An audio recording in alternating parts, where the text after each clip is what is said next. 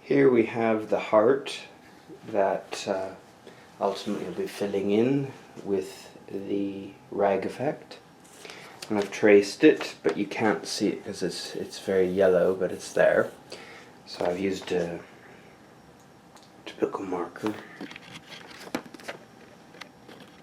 So you can just see the shape there in yellow.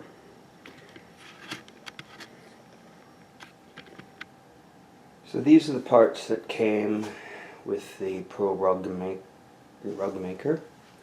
We have here the top of the box with the instructions on how to use it, and as you can see, it's a little interesting to try and figure out what that's supposed to mean exactly. I've hunted everywhere on the internet to try and figure out what it means, but ultimately I've got these pieces, so I was trying to guess exactly what I have here. So this is a ruler, and it's marked from, it looks like 9 inches down to 1, and this part lifts up, which is interesting. And then it's got this wheel here as well. Then I've got 2 of these things of different length, and if you look in the picture here, this last thing refers to the independent one, and it looks like you tie or wrap something around. I can't quite figure out exactly what that's supposed to do, but anyway, that's the piece. And then we've got these 2, which I have figured out exactly what to work. So what I figured out in order to do all of this is you take your fabric like this, and the idea is you're going to have a piece of fabric, and this is quite long. It's about 7 feet long, I guess, and you've got the width of it. And what I did is, because the ruler goes this way, it's got a little slit to open up, and you put it in there, and then you can easily mark your 1-inch slots to make sort of 1 inches of fabric. And that's what I figured out quite works, because in the cotton it's very easy to tear. So the idea is of that thing, from what I can figure out, is that helps you to mark your fabric. It seems very exotic just for the purpose of that, but it does work. So what you end up with once you've torn some strips is this sort of spaghetti, okay, which a lot of you who've ever done the tearing realize you end up with this mess, and you have to tidy it up. You have to cut all the sort of these strings off and then make them perfect. So once you've tidied them up, you end up with this sort of, which probably in the camera doesn't look a lot better, but it's string free. So if you look at this one, it's got all these hangy strings.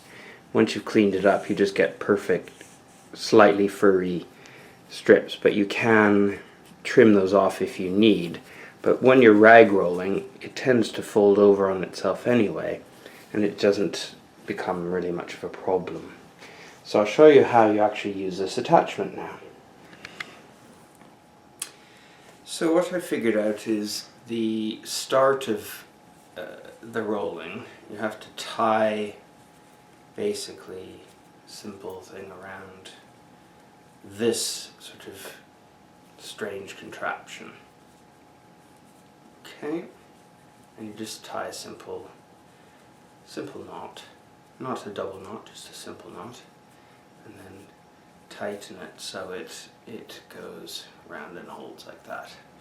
It's a very simple idea. And then, depending on the shape you want, but ultimately you're just crisscrossing, but making sure it doesn't get overly tight, because as you pull it, you don't want it to get like closed like that. You need to make sure it's always a thumb width. So I found it's quite easy if you keep your fingers in here just to keep it wide enough whilst you're winding it, because it will naturally want to tighten as you pull the fabric around. So it works very well to just keep winding it like this, and it's quite easy to do.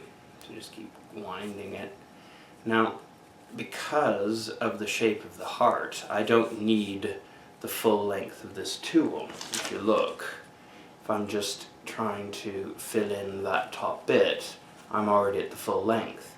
So if I'm starting there, I can go the whole way across, but this, like that, and you just fill it in until you get. So I'm going to do the short bit to start with, and that's what looks like that. And then I'll keep sewing the whole way across. And then when I get to the end, I just make sure it's held down, push it to the length that I want, and then when you sew, you just keep the tails underneath so they don't stick up. And then it's quite straightforward. So once you are getting to the point of sewing, you just place it, and there's the shape of the heart that I can see, and you just make that fit in there and sew it in place. So I'll show you how that works, and it gradually builds up. Okay, so here we are on the sewing machine, and you can see there we've got the shape of the heart. Okay, and I've put a narrow straight stitch foot on this machine, even though it's a zigzag machine, but I don't need the zigzag, and also really this machine's not,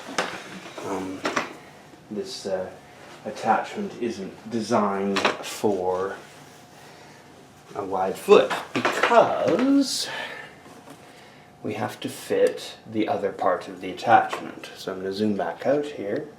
Oops, wrong way, sorry. So that you can see how this part works. So the important bit is, I found, you start from the top and you hook. Start from the top and you hook these two clips in to the legs. So you end up with that shape, and then that leaves the bottom loose. And then what you do is you just pull this down underneath so it locks. And what you end up with is that locked in place, and that also gives you the ability to control where these two flappy bits go. And you can also adjust the size so it fits perfectly in your area for sewing. Okay, so I can see there that I've got that in the area that I need. Now it's actually, I need to start at this side, given that I've done the short bit. Or change the angle. Yes, so it needs to go on, change the angle so that it's the right angle. So I will sew it like so. I just put it underneath, shove it underneath the foot. Get my stiletto here. Which makes it easier. And it's all lined up. Put the foot down, make sure I'm sewing within the lines. And what's neat about this is you can actually follow some curves as well. So you don't necessarily have to, on this attachment, you don't necessarily have to, now you do have to feed it along. It does not necessarily feed very well. But what's neat about this is you don't necessarily have to sew in a straight line. You can, in fact, sew on curves. The important bit is just to make sure that you're sewing. and what happens is it will all rectify itself without any problem.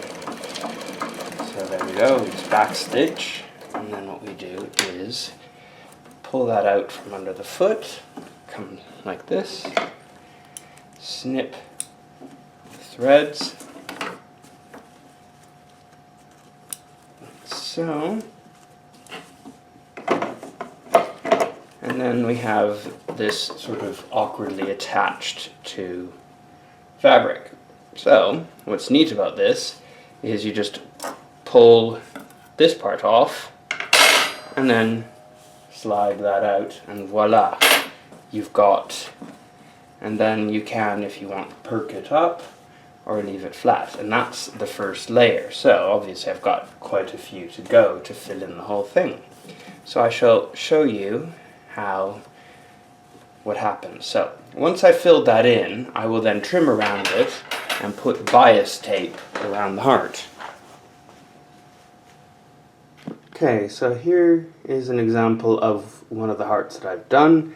I've just put some bias tape around there, and I could have done probably a better job there, but it's meant to be a little bit textured, so I've tidied up the edges. I probably could have straightened that a bit, but it was a good bit of fun. So I've managed to get one of those hearts in place. This will eventually be appliqued in place, and you can see here the stitching that I did on my Necchi SuperNova, just to do the whole border around the edge, and it's enormous. So I will ultimately show you the finished product.